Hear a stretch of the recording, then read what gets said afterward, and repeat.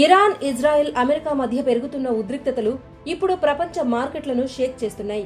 కానీ ఈ యుద్ధ ప్రభావం వేల కిలోమీటర్ల దూరంలో ఉన్న ఆంధ్రప్రదేశ్, తెలంగాణ పౌల్ట్రీ రైతులపై పడుతోంది.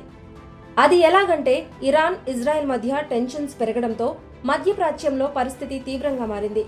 అమెరికా కూడా ఇందులోకి రావడంతో ఈ ప్రాంతం పూర్తిగా యుద్ధ వాతావరణంలోకి వెళ్ళింది.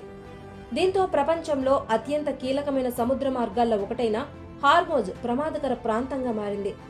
ప్రపంచంలో దాదాపు 20% చమురు సరఫరా ఈ మార్గం ద్వారా జరుగుతోంది. ఈ ప్రాంతంలో ఉద్రిక్తత పెరగడంతో ప్రపంచ మార్కెట్లో వెంటనే ప్రభావం పడింది. ఫలితంగా చమురు ధరలు పెరిగాయి, షిప్పింగ్ ఖర్చులు పెరిగాయి, అంతర్జాతీయ వ్యాపారం మందగించింది. దీంతో మన దేశ ఎగుమతులపైన తీవ్రంగా ప్రభావం పడింది. భారత్ నుంచి ఏటా కోట్ల రూపాయల గుడ్లు, చికెన్ ఉత్పత్తులు మధ్యప్రాచ్య దేశాలకు ఎగుమతి అవుతాయి. కానీ ఇప్పుడు యుద్ధ పరిస్థితుల వల్ల చాలా షిప్పింగ్ కంపెనీలు ఆ ప్రాంతాలకు సరుకు పంపడానికి వెనుకడుగు వేస్తున్నాయి. ఫలితంగా ఎగుమతి కావాల్సిన గుడ్లు, చికెన్ ఇప్పుడు దేశీయ మార్కెట్లోనే మిగిలిపోతున్నాయి. దీంతో ధరలు పడిపోయాయి. ఈ ప్రభావం తెలుగు రాష్ట్రాలపై కూడా తీవ్రంగా ఉంది. ఆంధ్రప్రదేశ్, తెలంగాణ దేశంలో పౌల్ట్రీ ఉత్పత్తిలో టాప్ రాష్ట్రాలు. ప్రత్యేకంగా ఏపీలోని వెస్ట్ గోదావరి, ఈస్ట్ గోదావరి, చిత్తూరు, కృష్ణా జిల్లాలు పెద్ద పౌల్ట్రీ హబ్లుగా ఉన్నాయి. కానీ యుద్ధ వాతావరణం కారణంగా ఇప్పుడు రైతులు భారీ నష్టాలు ఎదుర్కొంటున్నారు.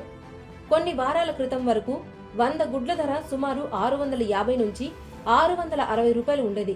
కానీ ఇప్పుడు అదే ధర 400 రూపాయల వరకు పడిపోయింది. అంటే ఒక గుడ్డు 4 రూపాయలకు అమ్మాల్సిన పరిస్థితి. దీంతో పెట్టుబడి ఖర్చు కూడా రావడం లేదు అని పౌల్ట్రీ యజమానులు ఆవేదన వ్యక్తం చేస్తున్నారు. సమస్య ఇక్కడే ఆగిపోలేదు. పౌల్ట్రీ రైతులకు ఇంకో పెద్ద షాక్ ఎదురవుతోంది. పౌల్ట్రీలో పెద్ద ఖర్చేంటంటే ఫీడ్. మొక్కజొన్న, సోయాబీన్ మీల్, ఇతర ధాన్యాలు ఫీడ్ తయారీలో ఉపయోగిస్తారు. కానీ యుద్ధం కారణంగా ప్రపంచవ్యాప్తంగా రవాణా ఖర్చులు పెరిగాయి.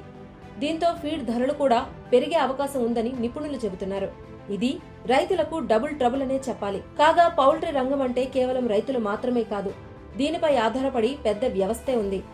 పౌల్ట్రీ ఫీడ్ కంపెనీలు, ట్రాన్స్పోర్ట్ రంగం, గుడ్ల వ్యాపారులు, చిన్న హోటళ్లు, ఫుడ్ ఇండస్ట్రీ, ఈ మొత్తం ఎకోసిస్టమ్ ఇప్పుడు ప్రభావం ఎదుర్కొనే అవకాశం ఉంది. భారత్ నుంచి మధ్యప్రాచ్య దేశాలకు పెద్ద మొత్తంలో వ్యవసాయ ఉత్పత్తులు ఎగుమతి అవుతాయి. మొత్తం వ్యవసాయ ఎగుమతుల్లో దాదాపు 20% పైగా ఆ ప్రాంతానికే వెళ్తాయి. అందుకే ఈ యుద్ధం ఎక్కువ కాలం కొనసాగితే భారత వ్యవసాయ రంగం కూడా పెద్దగా దెబ్బతినే ప్రమాదం ఉంది.